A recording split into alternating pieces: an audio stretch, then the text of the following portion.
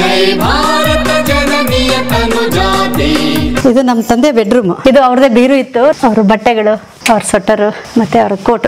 This is made in Great Britain, London made in Great Britain. Philips ನೋಡಿ, ಆ ಕಾಲದ Philips radio ಇದು. ಅವ್ರಿಗೆ ಕೌಲಂಗ್ ಕ್ಯಾನ್ಸರ್ ಇತ್ತು, ಭಾಳ ಹೊತ್ತು ಕೂತ್ಕೊಳ್ತಾರೆ ಅಥವಾ ಬ್ಲಡ್ ಹೋಗುತ್ತೆ, ಈ ಥರದ್ದು ಏನಾರ ಗೊತ್ತಾಗುತ್ತೆ. ಹೋದ್ರೆ ಬಾತ್ರೂಮ್ಗೆ ಹೋದ್ರೆ 2 ತಾಸು ಅರ್ಧ ಗಂಟೆ ಬುಕ್ ಇಟ್ಕೊಂಡು ಹೋಗ್ಬಿಡಾರ. ಬೇರೆ ಟೈಮಲ್ಲಿ ಹೋದಾಗೂ ನಮಗೆ ಅದು ಗೊತ್ತಾಗ್ಲಿಲ್ಲ, ಅವ್ರಿಗೆ ಪ್ರಾಬ್ಲಮ್ ಆಗ್ತಾ ಇದೆ, ಹೊಟ್ಟೆ ನೋವು ಬರ್ತಾ. ಯಾರ ಹತ್ರನೂ ಹಂಚ್ಕೊಳ್ಳಿಲ್ಲ ಅವರು. ನಾವು 30ನೇ ತಾರೀಕೆಲ್ಲ ಸೆಲೆಬ್ರೇಟ್ ಮಾಡಿ, ನ್ಯೂ ಇಯರ್ ಎಲ್ಲ ಸೆಲೆಬ್ರೇಟ್ ಮಾಡಿ ನಾವೆಲ್ಲ ಊರಿಗೆ ಹೊಟ್ಟಿದ್ವಿ. ನನಗೆ ಈಗಲೂ ನೆನಪದು, ಲಾಸ್ಟ್ ನೆನಪು ಇಲ್ಲಿಂದ ಅವರು ನಮ್ಮನ್ನೆಲ್ಲ ಇದು ಮಾಡಿದ್ರು ಅಂತೇಳಿ.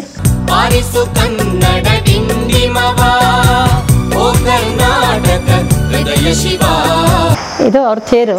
ಇಲ್ಲಿ ಯಾರು ಬಂದು ಕುತ್ಕೊಂಡ್ರು ನಮ್ಮ ಮಕ್ಳಿಗೆ ಇಷ್ಟ ಆಗ್ತಿರ್ಲಿಲ್ಲ, ಎದಳ್ಸ್ಬಿಡೋರು ಅಲ್ಲಿಂದ. ಬಂದು ಕುತ್ಕೊಂಡವ್ರನ್ನ ಎದಳ್ಸೋದು ಯಾಕೆ ಅಂತೇಳಿ ದೇವ್ರು ಇಟ್ಬಿಟ್ವಿ, ಕುತ್ಕೊಳ್ಳೋರು ಅಂತ. ರವೇಣನ್ ಬಿಟ್ಟರೆ ಬೇರೆ ಯಾರು ಕುತ್ಕೊಂಡ್ರು ನಮ್ಮ ಮಕ್ಳಿಗೆ ಇಷ್ಟ ಆಗ್ತಿರ್ಲಿಲ್ಲ. ಸಣ್ಣ ಬಿದ್ವು, ಕುತ್ಕೊಂಡವ್ರನ್ನೆಲ್ಲ ಎದ್ದು ಇಲ್ಲಿ ಕುತ್ಕೊಳ್ರಿ, ಇಲ್ಲಿ ಕುತ್ಕೊಳ್ರಿ ಅಂತ ಇದ್ರು. ಅದಕ್ಕೆ ತಾವು ಕುತ್ಕೊಳ್ತಿರ್ಲಿಲ್ಲ, ರವೇಣ ಅಷ್ಟೇ ಕುತ್ಕೊಳ್ತಿದ್ದ. ಯಾಕೆ ಬೇಕು ಅಂತ ಹೇಳ್ಬಿಟ್ಟು ನಾವು ಅದನ್ನು ಇದು ಮಾಡಿಬಿಟ್ಟು, ನಮಗೆ ಒಂಥರ ಮುಜುಗರ ಆಗ್ತಿತ್ತು. ನಮ್ಗೆ ಆ ಥರದ್ದು ಯಾವ ಇಲ್ಲ, ಇಲ್ಲಿ ಕುತ್ಕೋಬೇಕು ಅಲ್ಲಿ ಕುತ್ಕೋಬೇಕು ಅಂತ. ಈ ಮಕ್ಳು ಹೋಗ್ಬಿಟ್ಟು ಹೇಳ್ಬಿಡ್ತಾ ಇದ್ರಲ್ಲ, ಆ ಮುಜುಗರನೇ ಆಗೋದು ಬೇಡ ಅಂತ ಹೇಳ್ಬಿಟ್ಟು ಗಣಪತಿ ಇಟ್ಬಿಟ್ವಿ. ಇಲ್ಲಿ ಜನನ ಭೇಟಿ ಮಾಡೋದು ತುಂಬಿರ್ತಾ ಇತ್ತು ಅಪ್ಪಾಜಿ ಇದ್ರೆ. ನಮ್ಮನೇಲಿ 100 ಟೀ ಕಾಫಿ ನಡೀತಾನೆ ಇರಬೇಕು. ಅವ್ರು ಬಂದು ಸಹಜ, ಜನ ಬರ್ತಿರ್ತಾರೆ, ಕೂರ್ತಿರ್ತಾರೆ. ಪೀಪಲ್ ಫ್ರೆಂಡ್ಲಿ, ತುಂಬ ಫ್ರೆಂಡ್ಲಿ. ಆಫ್ ಮಾಡಿಬಿಡಿ, ಪರವಾಗಿಲ್ಲ, ಆಫ್ ಮಾಡಿ.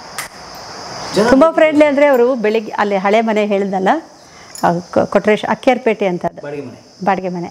ಅಕ್ಕೇರ್ಪೇಟೆಯಲ್ಲಿ ಭಾಳ ವರ್ಷ ಇದ್ದಿದ್ದು. ಸಚಿವರ ಶಾಸಕರಾದಾಗಲೂ ಬಾಡಿಗೆ ಮನೆ. ಹೌದು ಹೌದು, ಸಾರಿಗೆ ಸಚಿವರಾಗಿದ್ದಾಗೂ ಬಸ್ಸಲ್ಲಿ ಬಂದಿದ್ದಾರೆ. ಬಸ್ಗಳಲ್ಲಿ ಒಂದೊಂದ್ಸತಿ ಬಸ್ ಸಿಕ್ಕಿಲ್ಲ ಅಂದರೆ. ಇದು ನಿಮ್ಮ ಫ್ಯಾಮಿಲಿ ಫೋಟೋ? ಹೌದು, ರವೇಣ ಮಿಕ್ಸ್ ಆಗಿದ್ದಾರೆ ಫ್ಯಾಮಿಲಿ ಫೋಟೋ ಇದು. ಓಕೆ. ಇವರು ಈ ಕಡೆ ಇರೋರು ವಿಜಯ್ ಅಂತೇಳಿ ನಮ್ಮ ಸುಮಾ ಅವ್ರ ಗಂಡ. ಸುಮಾ ಅಂದರೆ 2ನೇ ಮಗಳು. ಈ ಕಡೆ ಲಾಸ್ಟ್ ಇರೋರು ನಮ್ಮ ಗಂಡ ಮಹೇಶ್ ಅವರು. ಅಪ್ಪಾಜಿ ಅವ್ರದ್ದು 60ನೇ ವರ್ಷದ ಬರ್ತ್ಡೇ ಸೆಲೆಬ್ರೇಷನ್ ಟೈಮಲ್ಲೇ ಅನ್ಸುತ್ತೆ. ನಮ್ಮ ಮಕ್ಕಳೆಲ್ಲ ಏನೋ ಪುಟ್ಪುಟಾಣಿ ಇದ್ದಾರೆ. ಪ್ರಕಾಶ್ ಸರ್ ರೂಟೀನ್ ಹೇಗೆ? Was very disciplined man. ಅವ್ರಿಗೆ ಹೇಳಬೇಕಾದ್ರೆ ಆ ಹಳ್ಳಿ ಮನೆ ಒಳಗಡೆ ಇತ್ತು ಅನ್ನೆಲ್ಲ.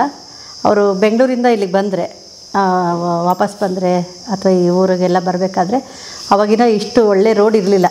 ಅವರು 3-4 ರೋಡ್ಗಳನ್ನ ಆಯ್ಕೆ ಮಾಡ್ಕೊಳ್ತಾಯಿದ್ರು. ಹೇಗೆ ಅಂದರೆ ತಮ್ಮ ಏರಿಯಾಕ್ಕೆ ಬರಬೇಕಂದ್ರೆ, ಹಡಗ್ಲಿಗೆ ಬರಬೇಕಂದ್ರೆ ಬೇರೆ ಬೇರೆ ರೋಡ್ಗಳಿದ್ದಾವೆ. ಆ ರೋಡ್ ಮೇಲೆ ಬಂದರೆ ಅಷ್ಟು ಹಳ್ಳಿಗಳನ್ನ ಕವರ್ ಮಾಡಿ ಬರೋರು. ಬೆಂಗಳೂರಿಂದ ಬರಬೇಕಾದ್ರೆ ಹಳ್ಳಿಗಳಿಗೆ ಹೋಗಿ ಮಾತಾಡಿ ಅಥವಾ ಅವರು ಪಂಚಾಯಿತಿಗಳನ್ನ ಕೇಳಿಕೊಂಡು, ಒಂದು ಸತಿ ಬೆಂಗಳೂರಿಂದ ಈ ಕಡೆ ಬಂದರೆ 1-2-3 ಹಳ್ಳಿ ಕವರ್ ಮಾಡೋದು. ಇಲ್ಲಿಂದ ಬೆಂಗಳೂರಿಗೆ ವಾಪಸ್ ಹೋದರೆ ಮತ್ತೆ 1-2-3 ಹಳ್ಳಿ ಕವರ್ ಮಾಡೋದು. ಹಾಗೆ ಇಲ್ಲಿ ಬಂದರೆ ಬೆಳಗ್ಗೆ ಎದ್ದ ತಕ್ಷಣ ಏನು ಬೆಳಗ್ಗೆನ ದಿನನಿತ್ಯದ ಕಾರ್ಯಕ್ರಮಗಳ ಮುಗಿಸಿ ವಾರ್ಡ್ ಒಳಗೆ ಹೋಗ್ಬಿಡೋರು. ವಾರ್ಡ್ ಒಳಗೆ ಹೋಗಿ ಏನಮ್ಮ ಆರಾಮಿದೆಯಾ, ಏನಪ್ಪ ಆರಾಮಿದ್ದೀರಾ, ಏನು ಮಾಡ್ತೀರಿ ಏನಂತ ಕೇಳ್ಕೊಂಡು ಒಂದು ರೌಂಡ್ ಹಾಕಿ ಎಲ್ಲರೂ ಮಾತಾಡ್ಸ್ಕೊಂಡು ಮನೆಗೆ ಬರೋರು. ಅಷ್ಟಿದು. ಅದಾದಮೇಲೆ ಮನೆಗೆ ಬಂದ ತಕ್ಷಣ ತಿಂಡಿ ಊಟದೆಲ್ಲ ಅಷ್ಟೊಂದು ಕಾಳಜಿ ಇರ್ತಿರ್ಲಿಲ್ಲ ಅಪ್ಪಾಜಿಗೆ. ಜನ ಬಂದು ಕುತ್ಕೊಂಡ್ಬಿಟ್ರು ಅಂದರೆ ಅವ್ರ ಹತ್ರ ಮಾತಾಡ್ಕೊತಾನೆ ಇರ್ತಾಯಿದ್ರು. ಇದು ಇಲ್ಲಿ ಅಲ್ಲಿ ಇದು ಆಫೀಸ್ ಅಲ್ಲ, ಅಲ್ಲಿ ಆ ಮನೆ ಇದ್ದಾಗ ಅಲ್ಲಿ ಹೊರಗಡೆನೆ ಕೂತ್ಕೊಳ್ಳೋರು. ನಮ್ಮ ಮನೆ ಬಾಗಿಲು ತೆಗ್ದಿದೆ ಅಂದರೆ ಹೋಗೋರು ಬರೋರೆಲ್ಲ ಒಳಗೆ ಬಂದು ಕೂತ್ಕೊಂಡು ಅವ್ರ ಹತ್ರ ಮಾತಾಡಿ ಹೋಗೋರು. ಅವ್ರಿಗೆ ಭಾಳ ಇಷ್ಟ ಆ ಥರದ್ದೆಲ್ಲ. ಹಾಗೆ ನಾನು ಆವಾಗಲೇ ಹೇಳ್ತಾ ಇದ್ನಲ್ಲ, ಹೂವಿನ ಹಡಗಲಿ ಪ್ರಥಮ MLA ಅಂತೇಳಿ, ಇವರು ಮಾಮ ಪಾಟೀಲ್ ಅಂತೇಳಿ. ಹೌದು, ಕೂಲಿಂಗ್ ಗ್ಲಾಸ್ ಹಾಕ್ಕೊಂಡಿರ್ತಕ್ಕಂಥವ್ರು. ಮರಿಸಮಯ್ಯ ಮಠದ ಪಾಟೀಲ್ ಅಂತ, ತಂದೆಯವರ ತಂದೆ. ಹಾಂ, ಅವರು ಪಕ್ಕದಲ್ಲಿರೋರು ನಮ್ಮ ಇದು ಅಪ್ಪಾಜಿಯವರ ದೊಡ್ಡಪ್ಪ, ಅಂದರೆ ಇವ್ರ ಅಣ್ಣ ಕೊಟ್ರಗೌಡ್ರು, MP ಕೊಟ್ರಗೌಡ್ರು ಅಂತ. ಹೌದು ಹೌದು, ರಾಜಕಾರಣಕ್ಕೆ, ಜನಗಳ ಒಡನಾಟಕ್ಕೆ, ಓದಿಗೆ, ಆಮೇಲೆ ಅವರಲ್ಲಿ ಸಂಸ್ಕೃತಿ, ಕಲೆ, ಸಾಹಿತ್ಯ ಎಲ್ಲ ಪ್ರೇರಕ ಅಂದರೆ ಆ ವ್ಯಕ್ತಿನೇ. ಯಾಕಂದರೆ ನಮ್ಮ ತಾತ ಅವರು ಸ್ವತಂತ್ರ ಹೋರಾಟಗಾರರು, ಮತ್ತು ಚಳವಳಿಗಳಿಗೆ ಓಡಾಡಬೇಕಾಗಿತ್ತು. ಗಾಂಧಿ ಇವ್ರನ್ನೆಲ್ಲ ಭೇಟಿ ಆಗೋಕ್ಕೆ ಏನಾದರೂ ಇತ್ತು ಅಂದರೆ ಧುಮುಕಿ ಬಿಡೋರು. ಆಮೇಲೆ ಜೈಲಿಗೆಲ್ಲ ಹೋದರು, 9 ತಿಂಗಳುಗಟ್ಟಲೆ ಜೈಲಲ್ಲಿದ್ದರು. ಈ ಮಕ್ಕಳನ್ನೆಲ್ಲ ಮತ್ತು ದೊಡ್ಡಪ್ಪನೇ ನೋಡ್ಕೋಬೇಕು. ಮಕ್ಕಳು ನೋಡ್ಕೊತಾ ಇದ್ದಾರೆ ಅಂದರೆ ಅವರು ಮತ್ತು ಅವ್ರ ಪ್ರಭಾವದಲ್ಲಿ ಬಂದೇ ಬರ್ತಾರೆ. ಊರಿಗೆಲ್ಲ ಗೌಡ್ರು ನದಿನಲ್ಲಿ ಮುಳುಗೋದ್ಮೇಲೆ, ಡ್ಯಾಮಲ್ಲಿ ಮುಳುಗೋದ್ಮೇಲೆ, ಊರು ಮುಳುಗೋಯ್ತಲ್ಲ, ವಲ್ಲಭಾಪುರ ಮತ್ತು ನಾರಾಯಣ ದೇವ್ರ ಕೆರೆ ಮುಳುಗೋದ್ಮೇಲೆ ಇವ್ರದ್ದೆಲ್ಲ ಒಂದು ಥರ ಏನಂದರೆ ಒಂದು ಮರದ ಕಿತ್ತು ಇನ್ನೊಂದು ಕಡೆ ಇಟ್ಟಾಗ ಅಷ್ಟು ಸಮೃದ್ಧಿಯಾಗಿ ಬೆಳೆಯಲ್ಲ. ಮೂಲ ಅವ್ರಿಗೆ ಅದು ನೆನಪಲ್ಲಿದ್ದೇ ಇರುತ್ತೆ. ಆಮೇಲೆ ಬೆಳವಣಿಗೆನೂ ಕಡಿಮೆ ಆಗುತ್ತೆ. ಅಲ್ಲಿ ಸಾವಿರಾರು ಎಕರೆ ಜಮೀನಿದ್ದವರು 400-500 ಹಸುಗಳು ಕಟ್ಟಿದ್ರು ಅಂತ ಹೇಳ್ತಾರೆ. ನಾವೆಲ್ಲ ನೋಡ್ದಾರಲ್ಲ ಅದನ್ನು.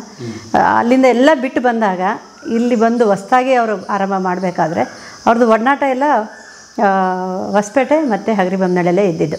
ನಮ್ಮ ತಂದೆಯವ್ರದ್ದು ಕೂಡ ಸ್ಕೂಲಿಂಗು ಇದು ಎಲ್ಲ ಆವಾಗಲೇ ಹೇಳ್ದಂಗೆ ಅವರು ಹೊಸಪೇಟೆನಲ್ಲೇ ಓದಿದ್ದು. ಅಲ್ಲಿ ಈಗಲೂ ಮೇದಾರವಣಿ ಅಂತ ಇದೆ. ಮೇದಾರವಣಿಯಿಂದ ಒಳಗಡೆ ಹೋದರೆ ಹೊಸಪೇಟೆಯಲ್ಲಿ, ಅಲ್ಲಿಂದ ಒಳಗಡೆ ಹೋದರೆ ಅವ್ರದ್ದು ಮನೆ ಇತ್ತು. ಅಲ್ಲಿ ಮನೆಯಲ್ಲಿ ಮಕ್ಕಳನ್ನೆಲ್ಲ ಇಟ್ಕೊಂಡು ಓದ್ಸೋಕ್ಕೆ ಅದಕ್ಕೆಲ್ಲ ಇದ್ದರು. ಪ್ರಿಂಟಿಂಗ್ ಪ್ರೆಸ್ ಇತ್ತು, ಪ್ರಿಂಟ್ ಮಾಡಿಸ್ತಾಯಿದ್ರು, ಇದು ಎಲ್ಲ ಮಾಡ್ತಾಯಿದ್ರು. ನಮ್ಮ ಚಿಕ್ಕಪ್ಪ ನೋಡ್ಕೊತಿದ್ರು. ವಿಜಯ ಪ್ರಿಂಟಿಂಗ್ ಪ್ರೆಸ್ ಅಂತೇಳಿ ಹೊಸಪೇಟೆಯಲ್ಲಿ. ಅಲ್ಲಿನ ಈಗಲೂ ಬೇರೆ ಬೇರೆ ಓಣಿಗಳಿದ್ದಾವೆ. ಅಲ್ಲೆಲ್ಲ ಹೋದರೆ MP ಪ್ರಕಾಶ್ ಅವರು ನಮ್ಮ ಮನೆಗೆ ಬರ್ತಿದ್ರು ಚಿಕ್ಕವರಿದ್ದಾಗ, ನಮ್ಮಲ್ಲಿ ಆಟ ಆಡ್ತಿದ್ರು ಅಂತೆಲ್ಲ ಹೇಳ್ತಾರೆ. ಕೊಟ್ಟರು ಸ್ವಾಮಿ ಮಠ ಇದೆ, ಮಠದಲ್ಲೆಲ್ಲ ಅವರು ಪ್ರಭಾವದಿಂದ ಎಲ್ಲ ಅಲ್ಲಿ ಓದು ಬರೋ ಎಲ್ಲ ಮಾಡ್ಕೊಂಡಿದ್ದಾರೆ ಅವರು. ಮತ್ತು ಈ ನಾಣಿಕೆರೆ ಅಥವಾ ನಾರಾಯಣ ದೇವ್ರ ಕೆರೆ ಊರು ಮುಳುಗಡೆ ಆದಮೇಲೆ TV ಡ್ಯಾಮಲ್ಲಿ ಅಲ್ಲಿಂದ ಸ್ಥಳಾಂತರಗೊಂಡ್ರಲ್ಲ, ಆಗ ಸರ್ಕಾರ ಭೂಮಿ ಕೊಟ್ಟಿದೆ. ಸೊ ಎಷ್ಟು ಎಕರೆ? ಇಲ್ಲ, ಅದು ನನಗೆ ಅಷ್ಟೊಂದು ಮಾಹಿತಿ ಇಲ್ಲ. ಅವರದ್ದು ಎಷ್ಟು ಕಾಲ ನಾಶ ಆಗಿರುತ್ತೋ ಅಷ್ಟಂತೂ ಕೊಟ್ಟಿರಲ್ಲ. ಅಥವಾ ಎಷ್ಟಿತ್ತು ಹಿಡುವಳಿ? MP ಪ್ರಕಾಶ್ ಅವರು ಹಿರಿಯರು ಇಲ್ಲ, ಅವ್ರು ಹೇಳೋದಕ್ಕೆ ಅಷ್ಟೇ ನನಗೆ ಕೇಳಿದ್ದು.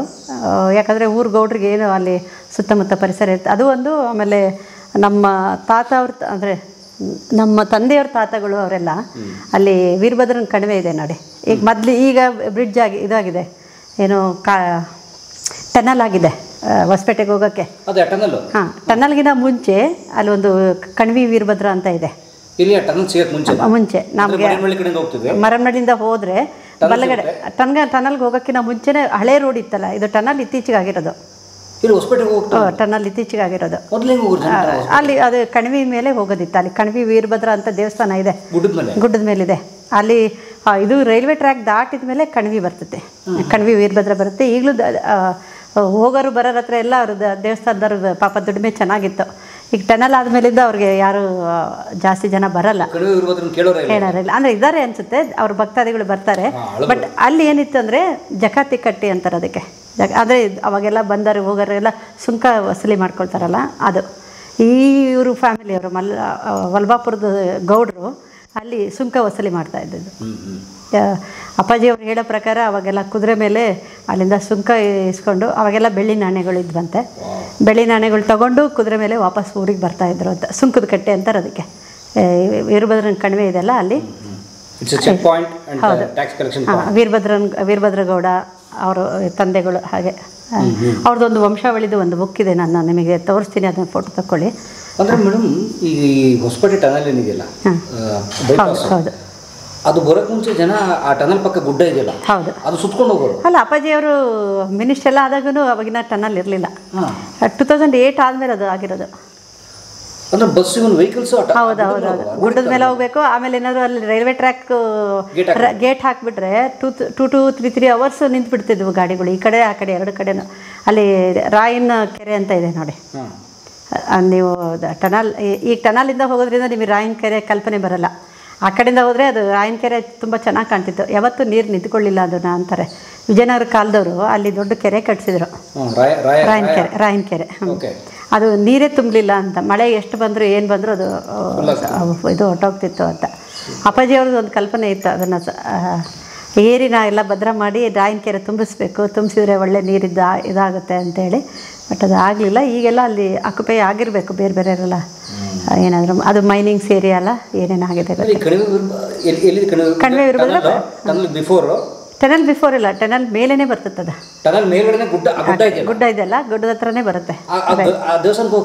ಹೌದು, ಇದೆ, ದಾರಿ ಇದೆ. ಈಗ ಇವೆಲ್ಲ ವ್ಯಾಸನ ಕೆರೆಗೆ ಅದಕ್ಕೆಲ್ಲ ರೈಲ್ ಬರ್ತಾವಲ್ಲ, ಆ ರೈಲ್ದು ಟ್ರ್ಯಾಕ್ ಇದೆ ಅಲ್ಲಿ. ಆ ಟ್ರ್ಯಾಕಿಗೆ ರೈಲ್ವೆ ಸ್ಟೇಷನ್ಗೆ ಹೋಗೋದಿತ್ತು ಅದು. ಅಲ್ಲೆಲ್ಲ ಮೈನಿಂಗ್ ಇದಲ್ಲ. ವ್ಯಾಸನ ಕೆರೆ ಅಂದರೆ ಇದು ನಮ್ಮದು ಸ್ಮೈರ್ದು, ಗೋರ್ಪಡೆ ಅವ್ರದ್ದು, ಇದ್ರದ್ದು ಕಚ್ಚಾ ಸಾಮಾನು ಎಲ್ಲ ಗೂಡ್ಸಲ್ಲಿ ಓಡಾಡ್ತಾ ಇತ್ತು. ಅದ್ರದ್ದು ಸಮಸ್ಯೆಯಿಂದನೇ ಈಗ ಟನಲ್ ಮಾಡಿಸಿದ್ದು. ಇತ್ತೀಚಿನ ಟನಲ್ ಅದು, ಭಾಳ ಹಳೇದು. ಇವರು ಅದೇ ಹೂವಿನಡಗಲಿ ಫಸ್ಟ್ MLA 1957ರಲ್ಲಿ. ಅವರು ಗಾಂಧಿವಾದಿಗಳು, ಗಾಂಧಿ ಬಗ್ಗೆ ಭಾಳ ಒಳ್ಳೆ ಇದ್ಕೊಂಡಿದ್ದರು, ಚಳವಳಿಗಳಲ್ಲಿ ಭಾಗವಹಿಸಿದರು. ಆಮೇಲೆ ಗಾಂಧೀಜಿಯವರು ಈ ಕಡೆ ಬಂದಾಗ ಹರಪನಹಳ್ಳಿಯಲ್ಲಿ ಗಾಂಧೀಜಿಯವರು ಒಂದು ದಿನ ತಂಗಿದ್ದು ಸ್ಥಳ ಇದೆ. ಅಲ್ಲಿ ರವೀಣ್ಣ ಅವರು ಗಾಂಧಿ ಇದನ್ನು ಮಾಡಿಸಿದ್ದಾರೆ, ಕೃಷ್ಣಶಿಲೆದು ಒಂದು ವಿಗ್ರಹ ಮಾಡಿಸಿದ್ದಾರೆ. ತುಂಬ ಚೆನ್ನಾಗಿದೆ. ಅದಕ್ಕೆ ರಿನೋವೇಟ್ ಆಗ್ತಾಯಿದೆ. ನೀವು ಇನ್ನೊಂದು ಸತಿ ಬಂದಾಗ ಅದನ್ನು ಡಾಕ್ಯುಮೆಂಟ್ ಮಾಡ್ಕೊಳ್ಳಿ. ಒಂದು ರಾತ್ರಿ ಅಲ್ಲಿ ಉಳ್ಕೊಂಡಿದ್ರು ಅವರು. ಆದರೆ ದಾವಣಗೆರೆಯಿಂದ ಸೊಂಡೂರಿಗೆ ಹೋಗಬೇಕಾದ್ರೆ ಒಂದು ರಾತ್ರಿ ಅಲ್ಲಿ ಉಳ್ಕೊಂಡು ತಮಗೆ ಸ್ವತಂತ್ರ ಹೋರಾಟಕ್ಕೆ ಬೇಕಾಗಿದ್ದಂಥ ಧನ ಸಂಗ್ರಹ ಮಾಡ್ಕೊಂಡು ಅಲ್ಲಿರ್ತಕ್ಕಂಥವ್ರಿಗೆಲ್ಲರಿಗೂ ಕೇಳಿ ಧನ ಸಂಗ್ರಹ ಮಾಡ್ಕೊಂಡು ಮುಂದೆ ಊರಿಗೆ ಹೋಗ್ತಾರೆ ಅವರು. ಆ ಸಂದರ್ಭದಲ್ಲಿ ಕೊಟ್ಟೂರಲ್ಲಿ ನಮ್ಮ ತಾತ ಅವರು ಇದಿರುತ್ತಲ್ಲ, ಚರಕದಿಂದ ತೆಗೆದಿರ್ತಕ್ಕಂಥ ನೂಲು, ಅದನ್ನು ಲಡಿ ಮಾಡ್ತಾಯಿದ್ರು. ಅದನ್ನು ಅದರಲ್ಲಿ ಇದೆ 6,000 ಎರಡನ್ನ ಗಾಂಧೀಜಿಯವ್ರಿಗೆ ಕೊಟ್ಟಿದ್ದಕ್ಕೆ ಅಲ್ಲಿ ಬಾಡೋಲಿಯಿಂದ ಒಂದು ಲೆಟ್ರ್ ಬಂದಿದೆ ಗಾಂಧೀಜಿಯವರಿಂದ, ನಿಮ್ಮ ಸತ್ಯಾಗ್ರಹಿಗಳಿಗೆಲ್ಲ ಧನ್ಯವಾದಗಳು ಅಂಥೇಳಿ. ಆ ಲೆಟ್ರ್ ನನ್ನ ಹತ್ರ ಇದೆ. ಅದು ಒಂದು ಇದು ಅವ್ರ ಬಗ್ಗೆನೇ ಒಂದು ಪುಸ್ತಕನೂ ಇದೆ, ಮಾಮಾ ಪಾಟೀಲ್ ಅವ್ರ ಬಗ್ಗೆ.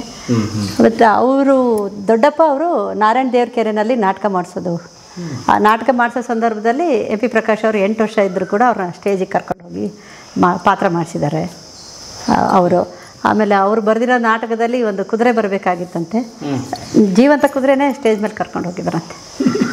ಬಟ್ ಈಗಲೂ ಕೂಡ ನಾರಾಯಣ ದೇವ್ರ ಕೆರೆಯಿಂದ ಬಂದಿರತಕ್ಕಂಥ ಮರಮನಹಳ್ಳಿಯರಾಗಿರ್ಬೋದು, ಇನ್ನೊಂದಾಗಿರ್ಬೋದು, ಅದ್ಭುತ ಕಲಾವಿದರು, ನಾಟಕದ ಕಲಾವಿದರು, ಶ್ರೀಪಾತ್ರಧಾರಿಗಳು ಅಂದರೆ ಅಲ್ಲೇ ಇರೋದು ನಾರಾಯಣದೇವ್ರಿಗೆ. ಹೌದು, ಕರೆಕ್ಟ್, ಅಲ್ಲಿಂದ ಬಂದಿರ್ತಕ್ಕಂಥವ್ರೆ. ಹಾಗೇನೆ ಇದ್ರ ಬಗ್ಗೆನೂ ಹೇಳ್ತಾ ಇದ್ದೆ. ನಮ್ಮ ತಾತ ಅವರು ದಸರಾ ಫೆಸ್ಟಿವಲ್ ಒಳಗೆ ಅರಮನೆಗೆಲ್ಲ ಹೋಗಬೇಕು ಅಂದಾಗ ಈ ಥರದ ಕಾಯಿನನ್ನು ಹಾಕ್ಕೊಂಡು ಎದೆ ಮೇಲೆ ಹಾಕ್ಕೊಂಡು ಹೋಗಬೇಕಾಗಿತ್ತು ಅಂಥೇಳಿ ಹೇಳ್ತಾರೆ. ಇದು 1957 ಅಂತ ಇದೆ ದಸರಾ ಫೆಸ್ಟಿವಲ್ ಅಂತ. ಈ ಕಡೆ ಇದು ಗಂಡ ಬೇರುಂಡ ಇದೆ, ಅದು ಮೈಸೂರದಿದೆ. ಅಂದಿನ ಮೈಸೂರು ರಾಜ್ಯದ ಲೋಗೋ ಲಾಂಛನ ನೋಡಿ. ಇದು ಸ್ನೇಹಿತರೆ ಮೈಸೂರು ದಸರಾ ಸೆಲೆಬ್ರೇಷನ್ಸ್ 1957, ಸುಮಾರು 70 ವರ್ಷಗಳ ಹಿಂದಿನ ಮೆಡಲ್ ನೋಡಿ. ಅಂದರೆ ಇದನ್ನು ಧರಿಸ್ಕೊಂಡು ಹೋಗ್ಬೇಕು. ಅಂದರೆ ಇದೊಂಥರ VIP ಎಂಟ್ರಿ. ಅವ್ರು MLA ಆಗಿದ್ರಲ್ಲ ಆ ಟೈಮಲ್ಲಿ ಅವ್ರಿಗೆ ಕೊಟ್ಟಿದ್ದ ಅನ್ಸುತ್ತೆ VIP ಅಂತ. ಆಮೇಲೆ ಅಲ್ಲಿ ನಿಮಗೆ ದಾಖಲಾತಿಗಳು ಸಿಗ್ತವೆ. ಏನು ಪುಸ್ತಕ? ನಮ್ಮ ತಾತ ಅವ್ರದ್ದು ಡೈರಿ. ಓಹೋ, MLA ಆಗಿದ್ರಲ್ಲ ಮಾಮಾ ಪಾಟೀಲ್ ಅವ್ರದ್ದು. ಈ ಥರ ದಿನ ಬೇರೆ ಅನೇಕ ಭಾಳ ಇದ್ದವು, ನನ್ನ ಹತ್ರ ಒಂದು ಮಾತ್ರ ಇದೆ ನೋಡಿ ಸ್ನೇಹಿತರೆ. ಇದು ಆ ಕಾಲದ 1957, ಸುಮಾರು 70 ವರ್ಷಗಳ ಹಿಂದಿನ ಒಬ್ಬ ರಾಜಕಾರಣಿಯವರು MM ಪಾಟೀಲ್ರು, ಅಂದರೆ MP ಪ್ರಕಾಶ್ ಅವ್ರ ತಂದೆ, ಅವರ ಒಂದು ಪುಟ್ಟ ಹ್ಯಾಂಡ್ ರೈಟಿಂಗ್ ನೋಡ್ಬೋದಾ? ಓಕೆ ನೋಡಿ. ಅಯ್ಯೋ, ಅವ್ರ ಹ್ಯಾಂಡ್ ರೈಟಿಂಗ್ ನೋಡಿ. ಅದೆಲ್ಲ ಲೆಕ್ಕ ಬರೆದಿಟ್ಕೊಂಡಿದ್ದಾರೆ. ಯಾವ ಊರಿಗೆ ಹೋಗಿದ್ವಿ, ಏನು ಖರ್ಚು ಮಾಡಿದ್ವಿ, ಬಸ್ ಚಾರ್ಜ್ ಏನು, ಎಂಥ ವಿವರಣೆಗಳೆಲ್ಲ ಇದ್ದಾವೆ. ಉದಾಹರಣೆ ಯಾವುದು? ಆಯನೂರಿನ ಬೇಡಿಕೆಗಳು. ಸರ್ಕಾರದ ಶಾಲೆ ಬೇಕೆಂದು ಕೋರುತ್ತಾರೆ 1800 ಜನಸಂಖ್ಯೆ, ಶಾಲಾ ಮಕ್ಕಳ ಸಂಖ್ಯೆ 144. ಹಾಂ, ದಿಬ್ಬದಳ್ಳಿ ಹೊನ್ನಾಳಿಯ ಕುಡಿಯುವ ಬಾವಿ ಇನ್ನೂ ಆಗ ಮಾಡುವುದು. ಮಹಾಜನದಳ್ಳಿ ಇಲ್ಲಿದೆ ನೋಡಿ. ಅದ್ರ ಬಗ್ಗೆ ಅಲ್ಲಿಗೆ ಹೋಗಿದ್ದಾರೆ ಅವರು, ಮಾಜಮದಲ್ಲಿಗೆ ಹೋದಾಗಿಂದ. ಅಲ್ಲಿನೂ ಶಾಲೆ ಇದೆ. ಆ ಶಾಲೆ ಬಗ್ಗೆ ಅಂದರೆ ಅವರು ಬೇಡಿಕೆ ಇಡ್ತಾರಲ್ಲ, ಅಭಿನವತೆಲಿ ಕೊಡ್ತಾರಲ್ಲ, ಅದನ್ನ ಇವರು ಇದು ಬರ್ಕೊಂಡು ಅದಕ್ಕೆ ಕೆಲಸ ಮಾಡ್ಕೊಡೋಕ್ಕೆ. ಈಗೇನು ಮಾಡ್ತಾರೆ, ಇವ್ರು ಇಟ್ಕೋತಾರೆ, PS ಇಟ್ಕೋತಾರೆ. ಇವ್ರು ಏನು ಮಾಡ್ತಾರೆ, ಒಂದು ಪೆನ್ ತಾವೇ ನೋಟ್ ಮಾಡ್ಕೊಂಡ್ಬಿಟ್ಟಾರೆ. ಇದು ಮೀರಾಕೊರ್ನಳ್ಳಿ, 12 ನಾಗಲಿಂಗಪುರ, 13ಕ್ಕೆ ಮೀರಾಕೊರ್ನಳ್ಳಿ ಹೋಗಿದ್ದು. ಅಲ್ಲ ಅದೇ. ಆಮೇಲೆ ಶಿವಲಿಂಗನಹಳ್ಳಿ, ಇವೆಲ್ಲ ಹಡಗಲಿ ತಾಲೂಕಿಗೆ ಸಂಬಂಧಪಟ್ಟಿರ್ತಕ್ಕಂಥ ಊರುಗಳು. ಹಳ್ಳಿ ವಿಸಿಟ್ಸ್ ಅಲ್ಲಿ ಜನರೇಟರ್ ಬೇಡಿಕೆ. ಇದು ಮುದೇನೂರಿಗೆ ಹೋಗಿದ್ದು, ಕುಮಾರನಹಳ್ಳಿಗೆ ಹೋಗಿದ್ದು, ಮಂಗನಾಯಕನಹಳ್ಳಿ, ಹರವಿ ಬಸಾಪುರ. ಅದಕ್ಕೇನು ಬೇಕಾಗಿದೆ ಅಂತ, ಏನಾಗಿದೆ ಅವತ್ತು ಅಂತ, ಭೂಮಿಯ ಇದು ಅಂತೇನ ಭೂಮಿ ಒದಗಿಸಬೇಕು. ಈ ಥರ ಅವರು ಡಾಕ್ಯುಮೆಂಟ್ ಎಲ್ಲ ಮಾಡಿಕೊಂಡು ಇಟ್ಕೊಳ್ಳೋರು. ಉಣ್ಣಿ ಕೈಗಾರಿಕೆ ಅಭಿವೃದ್ಧಿ ಬಗ್ಗೆ.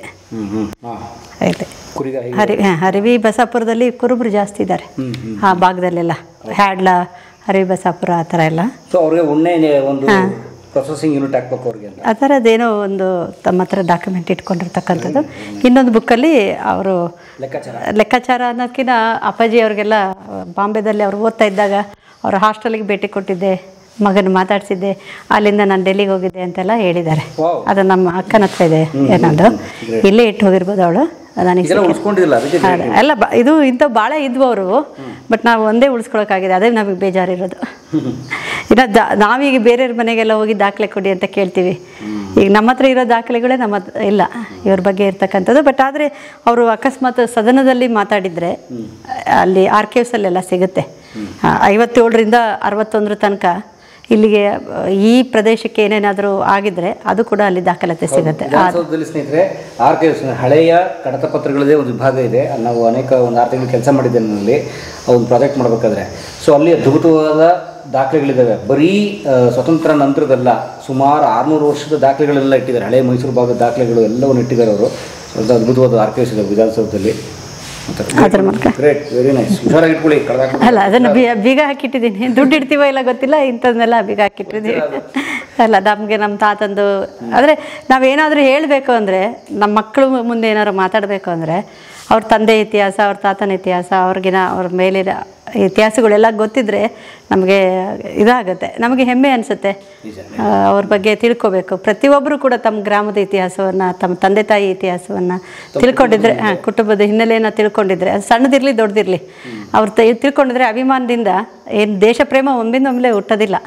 ತಂದೆ ತಾಯಿಗೆ ಮೇಲೆ ಅಭಿಮಾನ, ಊರಿನ ಅಭಿಮಾನ ಇದ್ದರೆ ದೇಶದ ಮೇಲೆ ಅಭಿಮಾನ ಬರುತ್ತೆ. ಸೊ ಹಾಗಾಗಿ ಇದೆಲ್ಲ ಅಭಿಮಾನ ಇದ್ರೇ ನಮಗೆ ಒಂದು ಒಳ್ಳೆಯದು ಅಂತೇಳಿ, ಈ ಥರ ಯಾರ ಹತ್ರ ದಾಖಲೆಗಳಿದ್ರೂ ಕೂಡ ನಮಗೆ ಒಳ್ಳೆಯದೇ ಹೆಲ್ಪ್ ಆಗುತ್ತೆ. ಇದು ಕುಂಬ ಸದಾಶಿವಪ್ಪ ಅಂಥೇಳಿ ಹರಪನಹಳ್ಳಿಯಲ್ಲಿ ಇದ್ದವ್ರು ಈಗ ಅವರಿಲ್ಲ. ಅವರು ಹರಪನಹಳ್ಳಿ ಬಗ್ಗೆ ತುಂಬ ಕೆಲಸಗಳನ್ನು ಮಾಡಿದ್ದಾರೆ. ಇವರು ಹರಪನಹಳ್ಳಿ ತಾಲೂಕಿನ ಪರಿಚಯ ಅಂತ ಮಾಡಬೇಕಾದ್ರೆ MP ಪ್ರಕಾಶ್ ಅವರ ಫ್ಯಾಮಿಲಿಯ ಒಂದು ಇದನ್ನು ಹಾಕಿದ್ದಾರೆ, ಟ್ರೀ ಹಾಕಿದ್ದಾರೆ. ನಿಂಗನಗೌಡರು, ವೀರಭದ್ರಗೌಡರು, ಅದಾದಮೇಲೆ ಬಸಲಿಂಗಮ್ಮ MP, ಅಂದರೆ ಇವರು ನಮ್ಮ ತಂದೆಯ ಅತ್ತೆ ಸೋದರತ್ತೆ, ಕೊಟ್ರಗೌಡರು, ಮರಿಸಮಯ್ಯ ಮಠದ ಪಾಟೀಲು, ಮರಿಸಮಯ್ಯ ಮಠದ ಪಾಟೀಲ್ ಹೆಂಡತಿ ಪಾರ್ವತಮ್ಮ. ಅವ್ರಿಗೆ ಕೊಟ್ರಗೌಡ್ರಿಗೆ ನಾಗಮ್ಮ, ಅವ್ರಿಗೆ ಮಕ್ಕಳಿರಲಿಲ್ಲ. ಮರಿಸಮಯ್ಯ ಅವ್ರಿಗೆ ಒಬ್ಬರು ಪ್ರತಾಪ್ ಗೌಡರು, ಪ್ರಕಾಶ್ ವಕೀಲರು, ಚಿತ್ರಂಜನ್ನು, ಬಾಪೂಜಿ, ಭಾರತಿ ಮತ್ತು ಇಂದ್ರ. ನಮ್ಮದು ಮಾತ್ರ ಅವ್ರು ತಗೊಂಡಿದ್ದಾರೆ, ನಮ್ಮ 4 ಜನದ್ದು, ವಿಜಯಲತಾ, ಸುಮಾ, ರವೀಂದ್ರ, ವೀಣಾ ಅಂತ. ಇದರಲ್ಲಿ ಅವರು ಮೆನ್ಷನ್ ಮಾಡ್ತಾರೆ ಏನಂದರೆ, ನಾರಾಯಣ ದೇವ್ರ ಕೆರೆಯ ಗೌಡ್ರು ಪಾಳೆಗಾರರಿಗೆ ಇದ್ರು, ಸಾಮಂತರಿದ್ದು ಅನ್ನೋ ಥರ ಮೆನ್ಷನ್ ಮಾಡ್ತಾರೆ ಇದರಲ್ಲಿ. ಹೌದು, ಅವರು ಇದ್ರಿಗೆ ಅದಕ್ಕೆ ಪಾಳೆಗಾರ ಕಾಲದಲ್ಲಿ ಗೌಡರ ಪಾತ್ರ ಬಹು ಮಹತ್ವದ್ದು. ಅದಕ್ಕೆ ಸಂಬಂಧಿಸಿದಂತೆ ಓರ್ವ ಗೌಡರ ವಂಶಾವಳಿ, ಕಂದಾಯದ ಮುಖ್ಯ ಗ್ರಾಮ ಬ್ಯಾಲ್ಹುಣಸಿ, ಅದಕ್ಕೆ ಬರುವ ಒಂದು ಗ್ರಾಮ ವಲ್ಲಭಾಪುರ. ವಲ್ಲಭಾಪುರದ ಗೌಡರು ಇವರಿಷ್ಟು ಜನ ಅಂತ. ನಿಂಗನಗೌಡರು, ವೀರಭದ್ರನಗೌಡರು, ಆಮೇಲೆ ಕೊಟ್ರಗೌಡರು ಮತ್ತು ಮರಿಸಮಯ್ಯ ಮಠದ ಪಾಟೀಲು, ಅವ್ರ ಮಗ MP ಪ್ರಕಾಶ್ ಅವರು ವಂಶವೃಕ್ಷ ಹಾಕಿದ್ದಾರೆ. ಮಹತ್ವದ ದಾಖಲೆ ನೋಡಿ. ಹೌದು ನೋಡಿ, ಈ ಪುಸ್ತಕ ನೀವು ಹುಡುಕಿ ಓದಿದ್ದೀರಿ ನೋಡಿ. ಹೌದು, ಬೇಕಾಗತ್ತೆ. ನಿಮಗೆ ಓದಿನ ಹವ್ಯಾಸ ಇದೆ, ಓದ್ತಾ ಇರ್ತೀವಿ. ತಂದೆಯವ್ರ ಕೊಡುಗೆ. ಹೌದು, ನೀವು ನಿನ್ನೆ ಹೋಗಿದ್ರಲ್ಲ, ಇದು ಗೊಸಾಯಿ ಗುಡ್ಡ ಅಂತ ಮೇಲ್ಗಡೆ ಇದೆ. ಈಗಿಲ್ಲ, ಈಗ ಇದೆಲ್ಲ ಹಾಳಾಗ್ತಾ ಇದೆ. ಬನ್ನಿ, ಇದು ಒಟ್ಟಾರೆ ಈ ಮನೆ ಪರಿಚಯ ಮೇಲೆ ಬಣ್ಣ. ಅವೆಲ್ಲ ಕೋಣೆಗಳನ್ನು ಇದೆಲ್ಲ ಅಂದರೆ ಇನ್ನೊಂದು ಇದು ಮನೆ ವಿಶೇಷ ಏನಂದರೆ, ಅಪ್ಪಾಜಿಯವರಿದ್ದ ಟೈಮಲ್ಲಿ ಇಲ್ಲಿ ತನಕ ಅಷ್ಟೇ ಮನೆ ಇತ್ತು, ಈ ಬಾಗಿಲು ತನಕ ಮಾತ್ರ ಇದಿಷ್ಟೇ ಮನೆ. ಅಪ್ಪಾಜಿ ಇದ್ದಾಗಲೇ ರಿನೋವೇಟ್ ಮಾಡ್ದ ನಮ್ಮ ಅಣ್ಣ, ದೊಡ್ಡದು ಮಾಡ್ದ. ಅಂದರೆ ತೋರಿಸ್ತೀನಿ,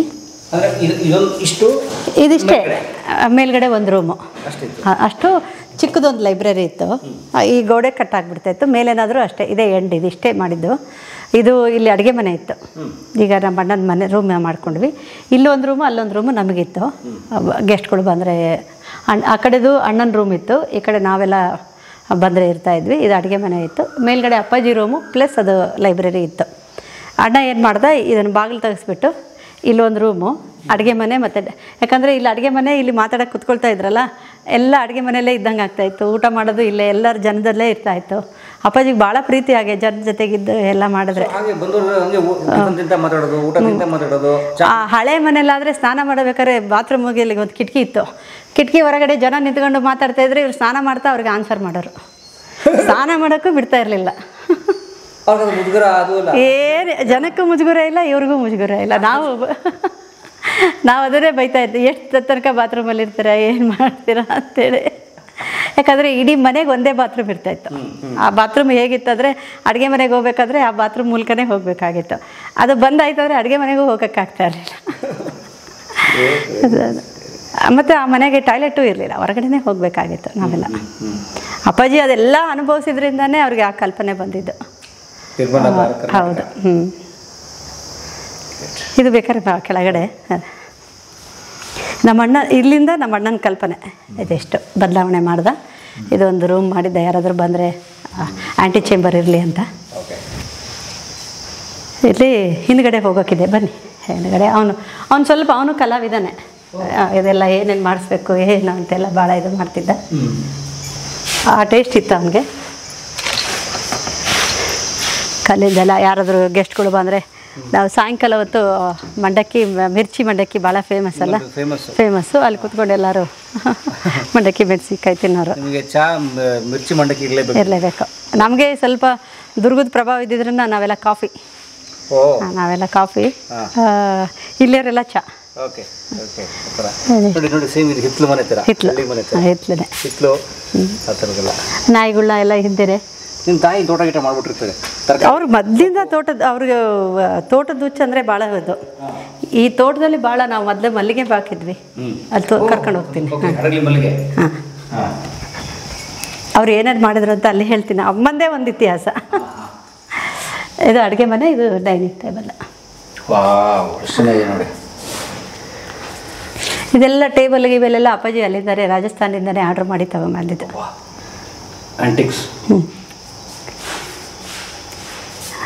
ಇದೆಲ್ಲ ಅವರೇ ನಾವು ಮೇಂಟೈನ್ ಮಾಡ್ತಾ ಇದ್ದೀವಿ ಅಷ್ಟೇ. ವಿಶಾಲವಾಗಿದೆ. ಬಹುಶಃ ನಿಮ್ಮ ತಂದೆಯವರು ಸಕ್ರಿಯ ರಾಜಕಾರಣದಲ್ಲಿದ್ದಾಗ ಇಲ್ಲಿ ಒಲೆ ಆರ್ತಾನೆ ಇರಲಿಲ್ಲ. ಇಲ್ಲ, ರಾತ್ರಿ ಎಷ್ಟೊತ್ತಂದರೆ ಅಷ್ಟೊತ್ತಲ್ಲೂ ನಾವು ಓಪನ್ ಮಾಡಿ. ಈಗ ಇಲ್ಲಿ ಮೇಲಿದ್ದ ಹೋಗೋಕ್ಕೂ ಇದೆ, ಆ ಕಡೆಯಿಂದನೇ ಹೋಗೋಣ. ಆಮೇಲೆ ಈ ನೆಲಕ್ಕೆ ನೀವು ಕಾವಣೆ ಹಾಕಿದೆ ನೋಡಿ ಮೇಡಮ್, ನಿಮ್ಮ ತಂದೆಯವರು ಈ ನೆಲಕ್ಕೆ. ಅಲ್ಲ, ಇಲ್ಲಿದೆ ಇದು ಮಾಡಿದ್ರಲ್ಲ. ಹೌದು. ಅಲ್ಲಿ ಆಮೇಲೆ ಚೇಂಜ್ ಮಾಡಿದ್ರು, ಅದು ಹೊಸದಾಗಿ ಆದಮೇಲಿಂದ ಅದು ಚೇಂಜ್ ಆಯಿತು. ಇಲ್ಲಾಂದರೆ ಅಪ್ಪಾಜಿಯವರು ಎಲ್ಲ ಕಡೆನೂ ಇದೆ. ಆಮೇಲೆ ಇದು ಇದೇ ಮಣ್ಣಿಂದ ತಯಾರು ಮಾಡಿದ್ದು. ಈಗ ನೀರು ಹಾಕಿದ್ರು ಕೂಡ ಹಂಗೆ ಕುಡ್ಕೊಡುತ್ತದು, ನಿಲ್ಲಲ್ಲ. ನೀವು ಬೇರೆ ಥರ ಜಾರದೇ ಇಲ್ಲ, ಹಾಗೆ ಅದು ಇದಾಗ್ಬಿಡುತ್ತೆ. ಹಾಂ, ಕ್ಲೇ ಟೈಲ್ಸ್ ಅದು.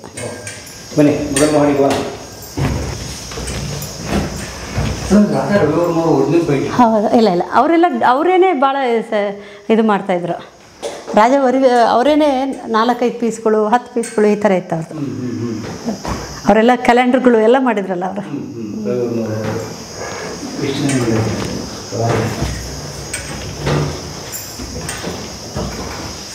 ಇದು ನಮ್ಮ ತಂದೆ ಬೆಡ್ರೂಮು. ಈಗ ನಾನು ಆಕ್ಯುಪೈ ಮಾಡಿಬಿಟ್ಟಿದ್ದೀನಿ. ಈ ಮಗಳ ಬಗ್ಗೆ ಹೆಣ್ಮಕ್ಳ ಬಗ್ಗೆ ತಂದೆಗೆ ಜಾಸ್ತಿ ಪ್ರೀತಿ. ಹೌದು ಹೌದು. ತಂದೆ ಬಗ್ಗೆ ಹೆಣ್ಮಕ್ಳಿಗೆ ಜಾಸ್ತಿ ಪ್ರೀತಿ ಇರುತ್ತೆ. ನಮ್ಮೂರನ್ನ ಕರಿಬೇಕು. ಇಲ್ಲ, ಇದು ಲಾಕ್ ತೆಗಿಬೇಕು. ಲಾಕ್ ತೆಗೀರಿ. ಇದು ಅವ್ರ ಕಾಲದಲ್ಲೇ ಮಾಡಿಸಿದ್ದು.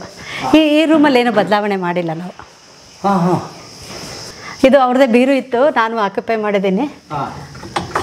ಅವರು ಬಟ್ಟೆಗಳು ಸರ್ದು ನಿಮ್ಮ ತಂದೆಯವರು ಅವ್ರ ಸ್ವೆಟರು ಮತ್ತು ಅವ್ರ ಕೋಟು. ವಕೀಲರು ಬಂದರು.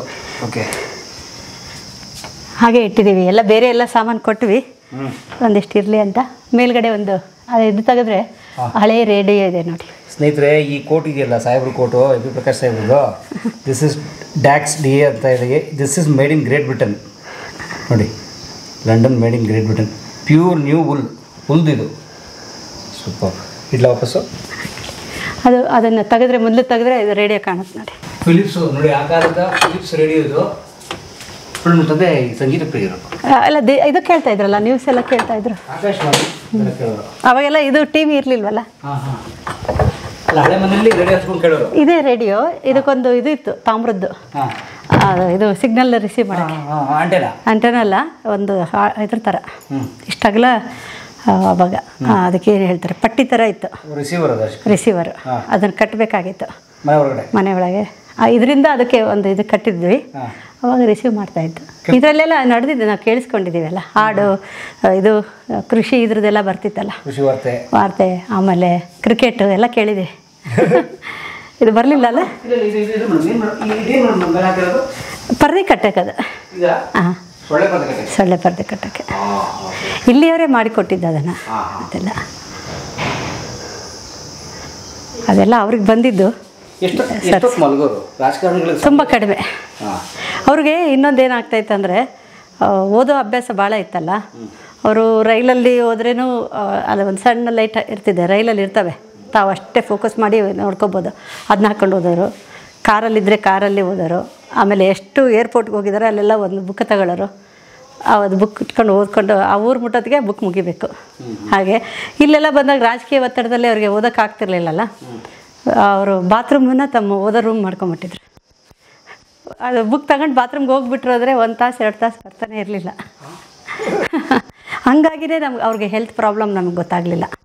ಅವ್ರಿಗೆ ಕೋಲನ್ ಕ್ಯಾನ್ಸರ್ ಇತ್ತು. ಕೋಲನ್ ಕ್ಯಾನ್ಸರ್ ಇತ್ತು. ಅದು ಕ್ಯಾನ್ಸರ್ ಬಂದಿದ ಮೇಲೆ ಅವ್ರಿಗೆ ಬಾತ್ರೂಮ್ ಹ್ಯಾಬಿಟಲ್ಲಿ ಗೊತ್ತಾಗ್ಬಿಡುತ್ತೆ. ಭಾಳ ಹೊತ್ತು ಕೂತ್ಕೊಳ್ತಾರೆ ಅಥವಾ ಬ್ಲಡ್ ಹೋಗುತ್ತೆ, ಈ ಥರದ್ದು ಏನಾರ ಗೊತ್ತಾಗುತ್ತೆ. ಬಟ್ ಇವ್ರದ್ದು ನಮಗೇನಂದರೆ ಅವರ ಹ್ಯಾಬಿಟೇ ಆಗಿತ್ತು. ಹೋದರೆ ಬಾತ್ರೂಮ್ಗೆ ಹೋದರೆ 2 ತಾಸು ಅರ್ಧ ಗಂಟೆ ಬುಕ್ ಇಟ್ಕೊಂಡು ಹೋಗ್ಬಿಡೋರ. ಬೇರೆ ಟೈಮಲ್ಲಿ ಹೋದಾಗೂ ನಮಗೆ ಅದು ಗೊತ್ತಾಗಲಿಲ್ಲ, ಅವ್ರಿಗೆ ಪ್ರಾಬ್ಲಮ್ ಆಗ್ತಾಯಿದೆ, ಹೊಟ್ಟೆ ನೋವು ಬರ್ತಾ, ಯಾರ ಹತ್ರನೂ ಹಂಚ್ಕೊಳ್ಳಿಲ್ಲ ಅವರು ನನಗೆ ಈ ಥರ ಪ್ರಾಬ್ಲಮ್ ಇದೆ ಅಂತ. ಯಾವಾಗೋ ಒಂದು ಸತಿ ಹೆಲ್ತ್ ಚೆಕಪ್ ಮಾಡಿಸಿದಾಗ ನಮಗೆ ಗೊತ್ತಾಯ್ತದು. ಅದಾಗಲೇ 4th ಸ್ಟೇಜಿಗೆ ಹೋಗ್ಬಿಟ್ಟಿತ್ತು, ಕ್ಯಾನ್ಸರ್ ಇದ್ದ. ಬಟ್ ಇದು ಎಲ್ಲ ಕೀಮೊಥೆರಪಿ ಎಲ್ಲ ಆದಾಗ ಚೆನ್ನಾಗಿ ಆಗಿದ್ದರು. ಆಮೇಲೆ ಸಡನ್ ಇದಾಯಿತು, ಕೊಲೆಪ್ಸ್. 1.5 ವರ್ಷ, 1.5-2 ವರ್ಷ, ಆಲ್ಮೋಸ್ಟ್ ಒಂದು 36 ಕೀಮೊಥೆರಪಿ, ತಿಂಗಳಿಗೆ 2 ಸೈಕಲ್ ಇರ್ತಿತ್ತು. ಬರ್ನಿಂಗ್ ಥರ ಆಪ್ರೇಟ್ ಮಾಡಿಸಿದ್ವಿ, ಎಲ್ಲ ಮಾಡಿದ್ವಿ. ಸ್ವಲ್ಪ ಅವ್ರು ಯಾವಾಗಲೂ ಅಂತಿದ್ರು, ಯಾಕೆ ಬಂತು ನಮ್ಮ ಶತ್ರುಗಳಿಗೂ ಈ ಕಾಯಿಲೆ ಬರಬಾರ್ದು ಅಂಥೇಳಿ. ಬೆಂಗಳೂರಲ್ಲಿ ಮಣಿಪಾಲ ಹಾಸ್ಪಿಟಲ್. ಹೌದು, ಅವ್ರ ಹಾಸ್ಪಿಟಲ್ಗೆ ಅಡ್ಮಿಟ್ ಆಗೋಕ್ಕಿಂತ ಮುಂಚೆನೂ ಒಂದು ಕಾಂಗ್ರೆಸ್ದು ಲಿಂಗಾಯತರದ್ದು ಒಂದು ಸಭೆ ಮಾಡಿ, ಶುಕ್ರವಾರ ಹಂಗೆ ಸಭೆ ಮಾಡಿ ರಾತ್ರಿ ಹೋಗಿ ಅಡ್ಮಿಟ್ ಆಗಿದ್ದು. ಫೆಬ್ರವರಿ 9.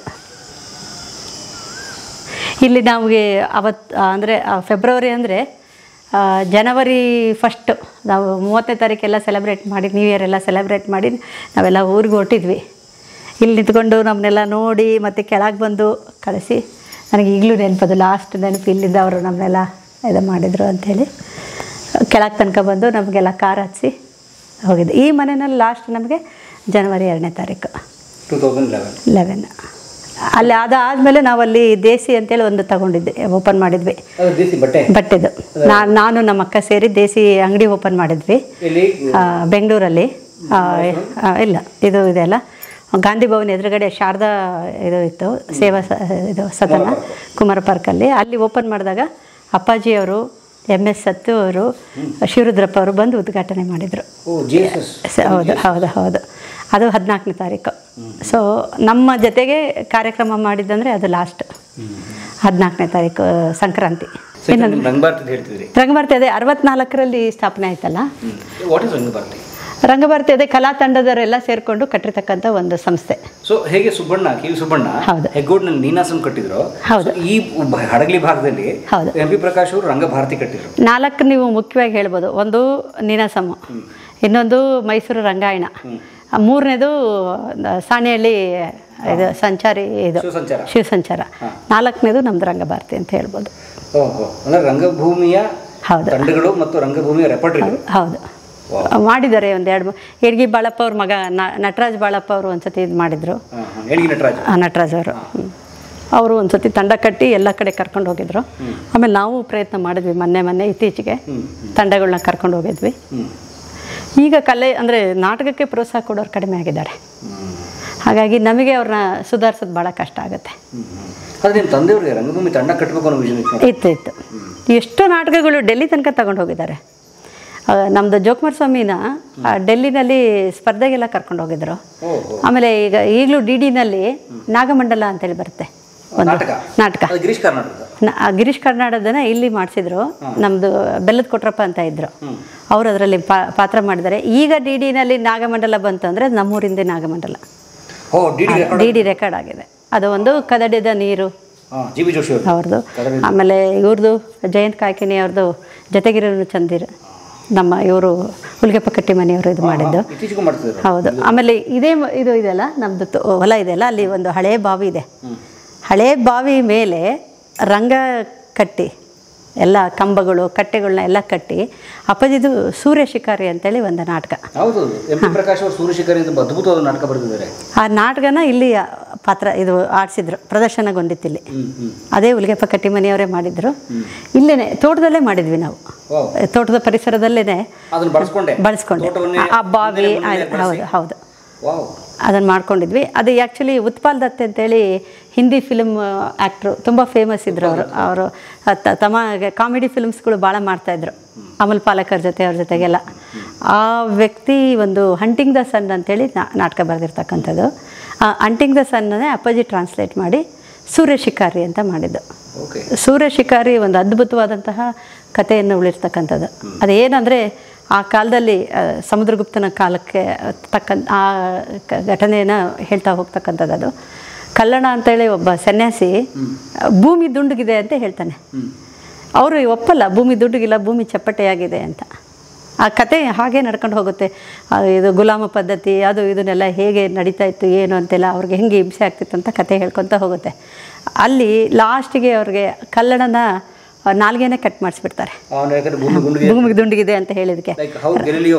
ಹಾಂ, ರಾಜ ಒಪ್ಕೊಳ್ತಾನೆ ಭೂಮಿ ದುಂಡಗಿದೆ ಇರ್ಬೋದು ಅನ್ನೋದು, ಬಟ್ ಪ್ರಜೆಗಳಿಗೆ ಹೇಳೋಕ್ಕಾಗಲ್ಲ ಅಲ್ಲ.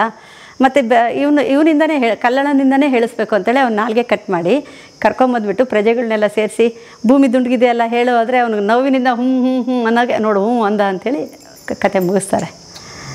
ಅದ್ಭುತವಾಗಿರ್ತಕ್ಕಂಥ ನಾಟಕ ಅದು. ಎಂತ ಸೂಕ್ಷ್ಮ ಇದೆ ಅದರಲ್ಲಿ. ಹೌದು, ಆಳುವವರಿಗೆ ಸತ್ಯ ಅಂತ ಅನ್ಸ್ಕೊಂಡ್ರು ಜನಕ್ಕೋಸ್ಕರ. ಹೌದು ಹೌದು.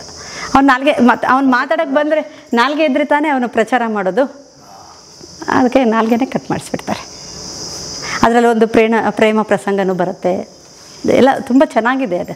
ಆಮೇಲೆ ಮಕ್ಕಳು, ಸಣ್ಣ ಮಕ್ಕಳನ್ನ ಹೇಗೆ ಜೀತ ಪದ್ಧತಿಗೆ ತಗೊಳ್ತಾರೆ, ಅವ್ರಿಗೆಲ್ಲ ಕೈಗೆ ಕಾಲಿಗೆ ಎಲ್ಲ ಹೇಗೆ ಬೇಡಿ ಹಾಕಿರ್ತಾರೆ. ಅದರಲ್ಲಿ ಒಂದು ಹಾಡಿದೆ, ಕಂದನೇ ಮುಂದೆ ಬೆತ್ತಲೆ, ನನಗೆ ಬರಲ್ಲ. ತಾಯಿಯ ಮುಂದೆನೇ ಮಗನ ಬೆತ್ತಲೆ ಮಾಡಿದ, ಕಂದನ ಮುಂದೆ ತಾಯಿನ ಬೆತ್ತಲೆ ಮಾಡಿದ್ರು ಅಂಥೇಳಿ. ಎಂಥ ಕ್ರೂರಿ ಸಮಾಜ ಇದೆ ಇದು. ಸಣ್ಣ ಮಗನ ನಿಲ್ಲಿಸ್ಕೊಂಡು ಆ ತಾಯಿನ ಬೆತ್ತಲೆ ಮಾಡ್ತಾರೆ ಅಲ್ಲಿ ಒಂದು ಸೀನಲ್ಲಿ.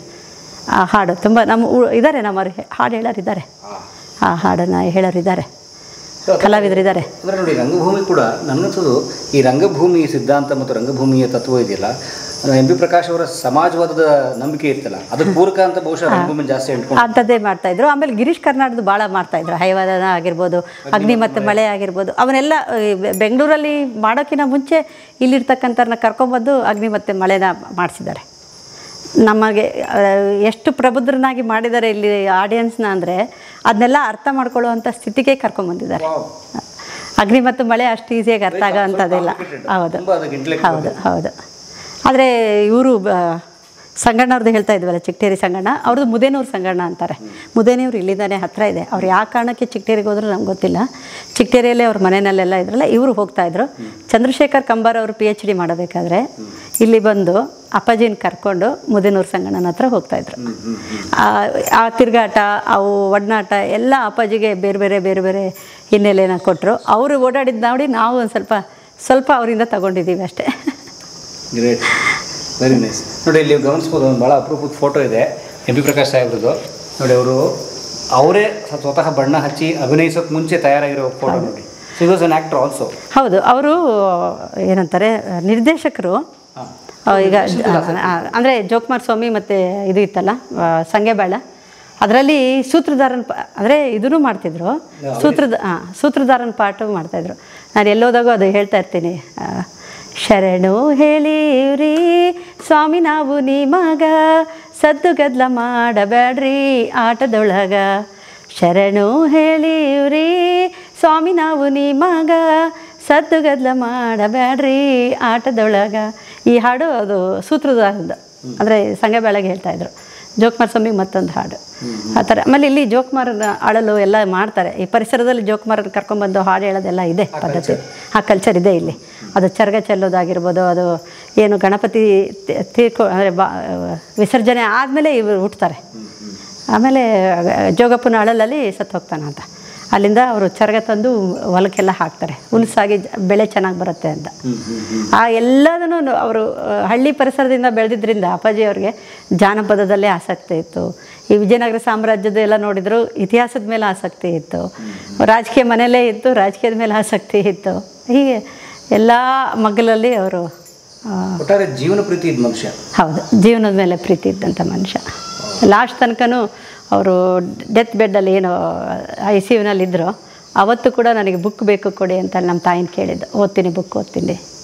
ಕನ್ನಡಕನೂ ವಾರ್ಡಲ್ಲೇ ಇಟ್ಟಿದ್ವಿ. ಕನ್ನಡಕ ಮತ್ತು ಬುಕ್ ತಂದು ಕೊಡ್ರಿ, ನಾನು ಓದಬೇಕಿಲ್ಲಿ ಅಂತಂದ್ರೆ. ಎಷ್ಟು ವರ್ಷ ತೀರ್ಕೊಂಡ್ರು? 70. ಅಂದರೆ 2011. ಹಾಂ. ಓ, ಅಂದರೆ ಅವ್ರು ತೀರ್ಕೊಂಡೆ 15 ವರ್ಷ ಆಗೋಯ್ತು. ಆದರೂ ಈ ಊರವ್ರು ಯಾರೂ ಮರ್ತಿಲ್ಲ ಅವ್ರು. ಪ್ರಕಾಶ್ ವಕೀಲರು. ಹೌದು, ವಕೀಲರು. ಇತ್ತೀಚೆಗೆ ಬಂದಿರೋ ಹುಡುಗರು ಸಾಹೇಬ್ರು ಅಂತ ಕರಿತಾಯಿದ್ರು, ಬಟ್ ಅವರೆಲ್ಲ ಪ್ರಕಾಶ್ ವಕೀಲರು ಅಂತಲೇ ಕರಿತಾಯಿದ್ರು. ಆ್ಯಂಡ್ ನೋಡಿ, ರಾಜಕಾರಣ ಅಂತ ಅಂದ ತಕ್ಷಣ ನಾವೇನು ಯೋಚನೆ ಮಾಡ್ತೀವಿ, ದಂಡಿ ಹಣ ಮಾಡಿಬಿಡ್ತಾರೆ, ಆಸ್ತಿ ಇದು ಮಾಡಿಬಿಡ್ತಾರೆ, ಲಂಚ ಹೊಡೆದು ಈ ಥರದ್ದು ಏನೇನೋ ಒಂದು ಜನಕ್ಕೆ ಮಾತಾಡ್ತಾರೆ, ಕೇಳ್ತೀವಿ. ಅನೇಕ ಹಗರಣಗಳು ಬಯಲಾಗ್ತವೆ. ಬೈ ಚಾನ್ಸ್ ನಿಮ್ಮ ತಂದೆ ಈ ಸಾಂಸ್ಕೃತಿಕ ನಾಯಕತ್ವ ಅಥವಾ ಅದ್ರ ಬಗ್ಗೆ ಆಸಕ್ತಿ, ರಂಗಭೂಮಿ, ಸಾಹಿತ್ಯ ಇದನ್ನೆಲ್ಲ ಬೇಡ, ನಾನು ಹಣನೇ ಮಾಡ್ತೀನಿ ಅಂತ ನಿಂತಿದ್ರೆ ಬಹುಶಃ ಸಿಕ್ಕಾಪಟ್ಟೆ ಅಲ್ಲ, ಅವ್ರಿಗೆ ಆ ಸಮಸ್ಯೆ ಹಣದ ಬಗ್ಗೆ ಅಷ್ಟು ಆಸಕ್ತಿ ಇರಲಿಲ್ಲ. ಒಂದು ಅವರು ಗೌಡ್ರ ಮನೆ ಆಗಿದ್ದರಿಂದ ಅವ್ರಿಗೆ ಹಯನ, ದೊಡ್ಡ ಒಂಥರ ಜಮೀನ್ದಾರ ಥರನೇ ಜನ ಕಾಲಿಗೆ ಕೈಗೊಬ್ಬರ ಆಳುಗಳು ಇದೆಲ್ಲ ಅನುಭವಿಸಿದ್ರಲ್ಲ, ಬೇಡ ಅನಿಸಿತ್ತೋ ಏನೋ ಅವ್ರಿಗೆ. ಸಾಕು ನಾವು ಜನಸಾಮಾನ್ಯರಾಗೇ ಇರೋಣ, ಅಥವಾ ವಿದ್ಯಾವಂತರಿದ್ದವ್ರಿಗೆ ಒಂದು ಸ್ವಲ್ಪ ಸಂಕೋಚ ಇರುತ್ತೆ, ನಾಚಿಕೆ ಸ್ವಭಾವ ಇರುತ್ತೆ, ಕಲ್ತಿರ್ತಾರಲ್ಲ, ಬೇರೆ ಥರ ಬಂಡತನ ಇರೋದಿಲ್ಲ. ಹಾಗಾಗಿ ಅವ್ರಿಗೆ ಅದು ಬೇಕಾಗಿಲ್ಲ ಅನ್ನಿಸ್ತು, ಬೇಕಾಗಿಲ್ಲ. ಹೌದು ಹೌದು, ಇಲ್ಲ ಅವ್ರದ್ದು ಯಾವುದು ಆ ಥರದ ಇಲ್ಲ. ಅವರು ಕನ್ನಡ ನಾಡಿನ ಸಾಂಸ್ಕೃತಿಕ ಲೋಕದ ಗಣ್ಯರೆಲ್ಲರನ್ನ ಅನೇಕರನ್ನ ಬೆಳೆಸಿದಂಥವ್ರು. ಹೌದು, ಇವತ್ತಿನ ಖ್ಯಾತನಾಮರ ಅನೇಕರು ಹೌದು ಅವ್ರ ಆಶ್ರಯ ಇದೆ ಅವರಿಗೆ. ಹೌದು, ತುಂಬ ಜನಕ್ಕೆ ಅವರು ಇದು ಮಾಡಿದ್ರು. ಮತ್ತು ಉತ್ತರ ಕರ್ನಾಟಕ ಮತ್ತು ಹಳೆ ಮೈಸೂರು ಭಾಗದಲ್ಲಿ ಕೂಡ ಕೊಳ್ಳೇಗಾಲ ತನಕನೂ ಅಪ್ಪಾಜಿಯವ್ರಿಗೆ ಪರಿಚಯ ಇರ್ತಕ್ಕಂಥ ಕಾರ್ಯಕರ್ತರು ಇದ್ದರು. ಆದರೆ ಅವರು ಮೂಲತಃ ಆ್ಯಕ್ಚುಲಿ ನಮ್ಮ ತಾತ ಕಾಂಗ್ರೆಸ್ ಆಗಿದ್ದರು ಕೂಡ ಅಪ್ಪಾಜಿಯವರು ಸಮಾಜವಾದದ ಹಿನ್ನೆಲೆಯಿಂದ ಜನತಾ ಪಕ್ಷಕ್ಕೆ ಬಂದುಬಿಟ್ರು. ಅವ್ರಿಗೆ ಲೋಹಿಯ ಪ್ರಭಾವ, JP ಪ್ರಭಾವ ಮತ್ತು ನಮ್ಮ ಶಾಂತವೀರ್ ಗೋಪಾಲ್ಗೌಡ್ರ ಪ್ರಭಾವ ಇವೆಲ್ಲದರಿಂದ, ಮತ್ತು JH ಪಾಟೀಲ್ ಅವರು ಹೇಳಲೇಬೇಕು, ಮತ್ತು ರಾಮಕೃಷ್ಣ ಹೆಗ್ಡೆ ಅವರು. ರಾಮಕೃಷ್ಣ ಹೆಗ್ಡೆ ಅವರು ನಮ್ಮ ತಾತ ಪರಿಚಯ ಇದ್ದರು ಅನಿಸುತ್ತೆ. ಅಪ್ಪಾಜಿ ಒಂದೇ ಸತಿ ಫಸ್ಟ್ ಟೈಮ್ MLA ಆದ ತಕ್ಷಣ ಮಿನಿಸ್ಟರ್ ಮಾಡಿದ್ರು. 83ರಲ್ಲಿ. ರಾಮಕೃಷ್ಣ ಹೆಗ್ಡೆ 83ನಲ್ಲಿ 48ಅಲ್ಲಿ ನಿಂತ್ಕೊಂಡಿದ್ರು. ಇದೆ ಜನತಾ ದಳದಿಂದನೇ, ಜನತಾ ಪಕ್ಷದಿಂದನೇ ನಿಂತಿದ್ರು. 78ಅಲ್ಲಿ ಅವಾಗ ಸೋತರು. ಕರಿಬಸವನಗೌಡರು ಅಂಥೇಳಿ ಅವ್ರಿಗೆ, ಕೋಗ್ಲಿ ಕರಿಬಸವನಗೌಡರು ಅಂತ ಅವ್ರು ಗೆದ್ದರು, ಅಪ್ಪಾಜಿ ಸೋತರು. ಆದರೆ 83ರಲ್ಲಿ ಆದ ತಕ್ಷಣ ಅವ್ರು ಸಾರಿಗೆ ಮಂತ್ರಿ ಆಗಿದ್ರು, ರಾಜ್ಯ ಸಚಿವರು. ಅಂದರೆ ನಮ್ಮೂರಿಗೆ ಒಂದು ಬಸ್ ಇರಲಿಲ್ಲ, ಒಂದು ಬಸ್ ಇತ್ತು ಮಾಗ್ಲಿಕ್ಕೆ ಹೋಗೋದು. ಬೆಂಗಳೂರಿಂದ ಬರಬೇಕಾದ್ರೆ ಅದು ಒಂದೇ ಬಸ್. ಇಲ್ಲ ನೀವಿಲ್ಲ ಆದರೆ ಹರಪನಹಳ್ಳಿಯಲ್ಲಿ ಇಟ್ಕೊಂಡು ಒಂದು ಯಾವುದಾದ್ರೂ ಲಾರಿನೋ ಅಥವಾ ಯಾವ್ದಾರು ಗಾಡಿನೋ ಹತ್ಕೊಂಡು ಬರಬೇಕಾಗಿರ್ತಕ್ಕಂಥ ಪರಿಸ್ಥಿತಿ ಇತ್ತು. ಅಂಥ ಊರಿಗೆ ಒಂದು ಬಸ್ ಸ್ಟ್ಯಾಂಡು ಮತ್ತು ಡಿಪೋ ಮಾಡಿದರು. ಡಿಪೋ ಮಾಡಿದ್ಮೇಲೆ ಇಲ್ಲಿಂದನೇ ಬಸ್ಗಳು ಹೋಗೋಕ್ಕೆ ಸ್ಟಾರ್ಟ್ ಆದವು. ಇಲ್ಲೇ ಬರಬೇಕು. ಆಮೇಲೆ ವಿದ್ಯಾರ್ಥಿಗಳಿಗೆ, ವಯಸ್ಸಾದವ್ರಿಗೆ ಬಸ್ ಪಾಸ್ ಮಾಡಿಸಿದ್ದು ಅಪ್ಪಾಜಿಯವ್ರ ಟೈಮಲ್ಲೇ. ಹೌದು ಹೌದು ಹೌದು ಹೌದು ಹೌದು ಹೌದು. MP ಪ್ರಕಾಶ್ ಅವರು 83ನಲ್ಲಿ ಅವರ ಸಾರಿಗೆ ಸಚಿವರಾದಾಗ ಮಾಡಿದ್ದು ಫಸ್ಟ್ ಇನ್ ಕರ್ನಾಟಕ. ಹೌದು ಹೌದು, ಅದು ಒಂದು. ಆಮೇಲೆ ನಮ್ಮಮ್ಮ ಇದು ಇದೆಯಲ್ಲ, ಧಾರವಾಡ ಕೃಷಿ ವಿಶ್ವವಿದ್ಯಾಲಯ. ಅವಾಗ ಇಡೀ ಇದರೊಳಗೆ ಬೆಂಗಳೂರು ಹೆಬ್ಬಾಳು ಬಿಟ್ಟರೆ, JKVK ಬಿಟ್ಟರೆ ಬೇರೆ ಕಡೆ ಎಲ್ಲಿ ಕೃಷಿ ವಿಶ್ವವಿದ್ಯಾಲಯ ಇರಲಿಲ್ಲ. ಅದು ಅಪ್ಪಾಜಿಯವರು ಕೃಷಿ ಸಚಿವರಾಗಿದ್ದಾಗ ಧಾರವಾಡದಲ್ಲಿ ಯೂನಿವರ್ಸಿಟಿ ಮಾಡಿದ್ರು. ಆಮೇಲೆ ಈಗ ನೀವೆಲ್ಲ ಇದು ಹೇಳ್ತಿರಲ್ಲ, ಸ್ವಚ್ಛ ಭಾರತ್ ಅದಿದು ಅಂತ. ಅಪ್ಪಾಜಿಯವರು ಸ್ವಸ್ಥ ಗ್ರಾಮ ಯೋಜನೆ ಮತ್ತು ನಿರ್ಮಲ ಕರ್ನಾಟಕ ಅಂತ ಮಾಡಿದ್ರು. ನಿರ್ಮಲ ಕರ್ನಾಟಕ ಆದರೆ ಮನೆಯಲ್ಲಿ ಕಕ್ಕಸ್ಕೊಂಡು ಇರಬೇಕು ಅಂತ. ಹೌದು, ಪ್ರತಿಯೊಬ್ಬರು ಇರಬೇಕು ಅಂತೇಳಿ. ಹಂಗಾಗಿ ಇವರು ಲಂಕೇಶ್ ಅವರು ವಿಡಂಬನಾತ್ಮಕವಾಗಿ ಕಕ್ಕಸ್ ಪ್ರಕಾಶ್ ಅಂತ ಒಂದು ಆರ್ಟಿಕಲ್ ಬರೆದಿದ್ರು ಲಂಕೇಶಲ್ಲಿ. ಶಾಮಣ್ಣ ಅವರು ಯಾವಾಗಲೂ ಹೇಳ್ತಾಯಿದ್ರು, ನೀವು ಮಾಡ್ತಾ ಇರೋದು ಭಾಳ ಒಳ್ಳೆ ಕೆಲಸ ಇದೆ, ಇಂಥ ಎಷ್ಟೋ ಜನಕ್ಕೆ ಕಾನ್ಸೆಪ್ಟೇ ಗೊತ್ತಿಲ್ಲ. ಮತ್ತು ಆಮೇಲೆ ಅಪ್ಪಾಜಿ ಯಾವಾಗಲೂ ಹೇಳೋರು, ನೀವು ಯಾವ್ದಾರು ಹಳ್ಳಿಗೆ ಬರಬೇಕು ಅಂದರೆ ನಿಮಗೆ ಕಣ್ಣು ಬೇಕಾಗಿಲ್ಲ, ಮೂಗಿದ್ರೆ ಸಾಕು ಅಂತ. ಅಂದರೆ ನೀವು ಎಲ್ಲರೂ ಹೊರಗಡೆನೇ ಕುಂದಿರೋದು ಬಹಿರ್ದಶೆಗೆ. ಹೌದು ಹೌದು. ಅಲ್ಲ ಪಾಯ್ಖಾನಿನೇ ಇಲ್ಲ, ಎಲ್ಲರೂ ಹೆಣ್ಮಕ್ಳು ಗಂಡ್ಮಕ್ಳು ಎಲ್ಲ ಹಳ್ಳಿಯಿಂದ ಹೊರಗಡೆ ಕುತ್ಕೋಬೇಕಾಗಿತ್ತು ಬೆಳಿಗ್ಗೆ ಸಾಯಂಕಾಲ. ಹೆಣ್ಮಕ್ಳಿಗಂತೂ ತುಂಬ ಕಷ್ಟದ ಪರಿಸ್ಥಿತಿ ಅದನ್ನು ಯಾವಾಗಲೂ ಅಪ್ಪಾಜಿ ಹೇಳೋರು, ನೀವು ಹೆಣ್ಮಕ್ಳು ಬೆಳಗ್ಗೆ ಸೂರ್ಯ ಹುಟ್ಟೋಕ್ಕಿಂತ ಮುಂಚೆ ಸೂರ್ಯ ಮುಳುಗಿದ ಮೇಲೆ ನೀವು ಹೊರಗಡೆ ಹೋಗಬೇಕಾಗಿರ್ತಕ್ಕಂಥ ಪರಿಸ್ಥಿತಿ. ಯಾರಿಗಾದರೂ ಹೆಲ್ತ್ ಇಶ್ಯೂ ಇದ್ದರೆ ಅಥವಾ ಗರ್ಭಿಣಿಯರಿದ್ದರೆ ಊರಿಂದ ಹೊರಗಡೆ ನಡ್ಕೊಂಡು ಹೋಗಬೇಕಾಗಿತ್ತು. ಆ ಪರಿಸ್ಥಿತಿ ಎಲ್ಲ ನೋಡಿ ಅಪ್ಪಾಜಿಯವರು ಅದು ಹೇಳಿದ್ನಲ್ಲ, ನೀವು ಯಾವ್ದಾರ ಗ್ರಾಮಕ್ಕೆ ಎಂಟ್ರಿ ಆಗಬೇಕಂದ್ರೆ ನಿಮಗೆ ಕಣ್ಣು ಬೇಕಾಗಿಲ್ಲ, ಮೂಗಿದ್ರೆ ಸಾಕು ಅಂತ. ಗ್ರಾಮಕ್ಕೆ ಹೋಗ್ತಾ ಇದ್ದೀರಿ ಅಂತೇಳಿ ಗೊತ್ತಾಗ್ತಿತ್ತು, ವಾಸನೆ ಗೊತ್ತಾಗ್ಬಿಡೋದು. ಈಗ ಇನ್ನೇನು ಹಳ್ಳಿ ಬರುತ್ತೆ ಅಂತ. ನಾವೇನು ಹೂವಿನ ತೋಟದಾಗ ಹೋದಾಗ ಮಲ್ಲಿಗೆ ಸ್ಮೆಲ್ ಇರುತ್ತೋ ಹಂಗೆ ಹಳ್ಳಿಗೆ ಹೋಗ್ಬೇಕಾದ್ರೆ ಅಷ್ಟು ಕೆಟ್ಟ ಸ್ಮೆಲ್ ತೊಗೊಂಡೇ ನೀವು ಊರೊಳಗೆ ಹೋಗ್ಬೇಕಾಗಿತ್ತು. ಆದರೆ ನೋಡಿ 80ರ ದಶಕದಲ್ಲಿ ಅದು ಯೋಚನೆ ಮಾಡುತ್ತೆ ಎಂ ಪಿ ಪ್ರಕಾಶ್ ಅವ್ರ ಕನಸು ಈಗಲೂ ಸಂಪೂರ್ಣ ಈಡೇರಿಲ್ಲ. ಹಾಗೆಲ್ಲ ಈಗಲೂ ಹಳ್ಳಿಗಳಲ್ಲಿ ಹೌದು ಏನಾದ್ರು ಸಬ್ಸಿಡಿಗಳು, ಟಾಯ್ಲೆಟ್ ಕಟ್ಟಕ್ಕೆ ದುಡ್ಡು ಇದೆಲ್ಲ ಕೊಟ್ಟರು ಕೂಡ ಎಲ್ಲರೂ ಬೈರಲ್ಲಿ ಕೂರ್ತಾರೆ. ಈಗ ಸ್ವಲ್ಪ ವಿದ್ಯಾವಂತರ ಹೆಣ್ಮಕ್ಳು ಇರೋದ್ರಿಂದ ಮನೆಗಳಲ್ಲಿ ಈಗ ಟಾಯ್ಲೆಟ್ ಕಟ್ಟೋದು ಮಾಡ್ತಾ ಇದ್ದಾರೆ. ಅವಾಗ ನಾವು ಒತ್ತಾಯ ಮಾಡಿದ್ರು ಆ ಟಾಯ್ಲೆಟ್ ಗುಂಡಿಗಳಿಗೆಲ್ಲ ಹೋಗಿ ಸ್ಟೋರೇಜ್ ಮಾಡ್ಕೊಂಡ್ಬಿಡೋರು. ಅಪ್ಪಾಜಿ ಕಾಲದಲ್ಲಿ ಎಲ್ಲ ಕೊಟ್ಟಿದ್ದೆಲ್ಲ ಸ್ಟೋರೇಜ್ ಮಾಡ್ಕೊಂಡ್ಬಿಡ್ತಿದ್ರು. ಈಗ ಇಸ್ಕೊಳ್ಳೋದು, ಫೋಟೋ ತೆಗೆಯೋದು, ಆಮೇಲೆ ಅದನ್ನು ಸ್ಟೋರೇಜ್ ಮಾಡೋದು ಮಾಡ್ತಿದ್ರು. ಈಗ ಹೆಣ್ಮಕ್ಳು ಸ್ವಲ್ಪ ವಿದ್ಯಾವಂತರಾಗಿ ಹೊರಗಡೆ ಹೋಗೋಕ್ಕೆ ಇಷ್ಟಪಡದೇ ಇರೋದು, ಮತ್ತು ಊರುಗಳು ದೊಡ್ಡದಾಗಿರೋದ್ರಿಂದ ಹೊರಗಡೆ ಹೋಗೋಕ್ಕಾಗಲ್ಲ ಅನ್ನೋದಕ್ಕೆ ಮನೆಯಲ್ಲೇ ಮಾಡ್ಕೊತಾ ಇದ್ದಾರೆ. ಅದು ಕೂಡ ನಿರ್ಮಲ ಕರ್ನಾಟಕ ಅಪ್ಪಾಜಿಯವರ ದೊಡ್ಡ ಕೊಡುಗೆ ಕರ್ನಾಟಕಕ್ಕೆ. ಎಷ್ಟು ಸಲ ಸಚಿವರವರು? ಅವರು 4 ಬಾರಿ 17 ವರ್ಷ, ಮಧ್ಯದಲ್ಲಿ ಗ್ಯಾಪ್ ಇರ್ತಾ ಇತ್ತು. ಒಟ್ಟು ಅವ್ರದ್ದು ರಾಜಕೀಯ ಇತಿಹಾಸ ಅಂದರೆ 40-45 ವರ್ಷ. ಹೌದು. 75ರಲ್ಲಿ ಒಂದ್ಸತಿ ಶಿಕ್ಷಣ ಇದಕ್ಕೆ ನಿಂತಿದ್ರು MLCಗೆ, ಅವಾಗೂ ಆಗಲಿಲ್ಲ ಅವರು, ಪದವೀಧರ ಕ್ಷೇತ್ರ. ಆಮೇಲೆ 78ರಲ್ಲಿ ಇದಕ್ಕೆ ನಿಂತರು, 83ರಲ್ಲಿ ಗೆದ್ದರು. ಆ 83 ಕಾಲಘಟ್ಟದಲ್ಲೇ ಗೋಕಾಕ್ ಚಳವಳಿಯಲ್ಲಿ ಭಾಗವಹಿಸಿದರು. ಅದಕ್ಕಿಂತ ಮುಂಚೆ ಚಂದ್ರಶೇಖರ್ ಅವ್ರ ಪಾದಯಾತ್ರೆಯಲ್ಲಿ ಭಾಗವಹಿಸಿದರು. ಜನತಾ ಪಕ್ಷ ಬಂತು ಅವಾಗ, ಜನತಾ ಪಕ್ಷ ಬಂತು. ಆದರೆ 83ರಲ್ಲಿ ಸೋತಿರೋ ಉದಾಹರಣೆ ಇದೆಯಾ? ಹಾಂ, 83ರಲ್ಲಿ ಗೆದ್ದರು. 85ರಲ್ಲಿ MP ಎಲೆಕ್ಷನ್ ಸೋತರು. 85ರಲ್ಲಿ ಮತ್ತೆ MLA ಗೆದ್ರು ಇಲ್ಲಿ. ಅದಾದಮೇಲೆ 99ರಲ್ಲಿ ಸೋತರು, 2004ರಲ್ಲಿ ಹಿಂಗೆ. ಅಲ್ಲ, ಫಸ್ಟ್ 89ರಲ್ಲಿ ಸೋತರು. 89ರಲ್ಲಿ ಸೋತು 94ರಲ್ಲಿ ಗೆದ್ದರು. ಅಂದರೆ ಒಂದ್ಸತಿ ಗೆದ್ದರು, ಒಂದ್ಸತಿ ಸೋತರು. ಇದೆ ಕೆಳಗೆ ಬರ್ಸಿ ಮತ್ತೆ ಮೇಲೆ ಕಳಿಸಿದ್ದಾರೆ. 4 ಸತಿ ಗೆದ್ದಿದ್ದಾರೆ. ಆಲ್ಮೋಸ್ಟ್ ಒಂದು 17 ಇಲಾಖೆಗಳನ್ನು ಹ್ಯಾಂಡಲ್ ಮಾಡಿದ್ದಾರೆ. ಕೃಷಿ, ಕಂದಾಯ, ಗೃಹ, ಆಮೇಲೆ ಕನ್ನಡ ಸಂಸ್ಕೃತಿ ಇಲಾಖೆ ಯಾವಾಗಲೂ ಜೀವರಾಜ್ ಆಳ್ವ ಆದಮೇಲೆ ಇವ್ರದೇ ಕಟ್ಟಿಟ್ಟಿದ್ದು ಬುದ್ಧಿಯಾಗಿತ್ತು. ಆಮೇಲೆ ನಜೀರ್ ಸಾಬ್ ಆದಮೇಲಿಂದ ನಮ್ಮ ಗ್ರಾಮೀಣ ಅಭಿವೃದ್ಧಿ ಅಪ್ಪಾಜಿ ಅಂದರೆ ಯಾವಾಗ ಗೆದ್ದಿದ್ದಾರೆ ಅವಾಗೆಲ್ಲ ಗ್ರಾಮೀಣ ಅಭಿವೃದ್ಧಿನೇ ಇರ್ತಾಯಿತ್ತು. ಆಮೇಲೆ ಸಂಸದೀಯ ವ್ಯವಹಾರ ಮತ್ತು ವಾರ್ತಾ ಇಲಾಖೆದು ಎಲ್ಲ ಒಟ್ಟು. ಆಮೇಲೆ ನಾನ್ ಮುಸ್ಲಿಮ್ ಅಪ್ಪಾಜಿಯವರು ಇದು ಆಗಿದ್ದು ವಕ್ಫ್ ಬೋರ್ಡ್ಗೆ. ಹಾಂ ಹೌದು, ನಾನ್ ಮುಸ್ಲಿಮ್ ಅವರೇ ಫಸ್ಟ್. ಹೌದು, ಉಪಮುಖ್ಯಮಂತ್ರಿ ಆದಮೇಲೆನೂ ಕುಮಾರಸ್ವಾಮಿ ಗೌರ್ಮೆಂಟಲ್ಲಿ ಮತ್ತೆ ಇದು ಆದರು, ಗೃಹ ಮಂತ್ರಿ ಆದರು. ಆಗಿಲ್ಲ. ಎಕನಾಮಿಕ್ಸ್ ಓದಿದ್ದೀನಿ, ಒಂದ್ಸತಿನಾರ ಮಾಡಬೇಕು ಅಂತಂದ್ರು ಆಗಲಿಲ್ಲ ಅವ್ರಿಗೆ. ಅದು ಕನಸಿತ್ತು, ಒಂದ್ಸತಿ MP ಆಗಬೇಕು, ಒಂದ್ಸತಿ ಇದಾಗಬೇಕು, ಆಗಲಿಲ್ಲ. ಒಂದೇ ಒಂದ್ಸತಿ ಟ್ರೈ ಮಾಡಿದ್ರು. ಆದರೆ ನೋಡಿ, ಭಾಳ ಅಪರೂಪದ ಫೋಟೋ ಇದೆ ಸ್ನೇಹಿತರೆ. ನಿಜಲಿಂಗಪ್ಪನವರು ನಮ್ಮ ಕರ್ನಾಟಕದ ಮಾಜಿ ಮುಖ್ಯಮಂತ್ರಿ ಮತ್ತು ಮುತ್ಸದ್ದಿ ರಾಜಕಾರಣಿ ನಿಜಲಿಂಗಪ್ಪನವರು, ಸ್ವತಂತ್ರ ಹೋರಾಟಗಾರರು. ಅವ್ರ MP ಪ್ರಕಾಶ್ ಸಾಹೇಬರು.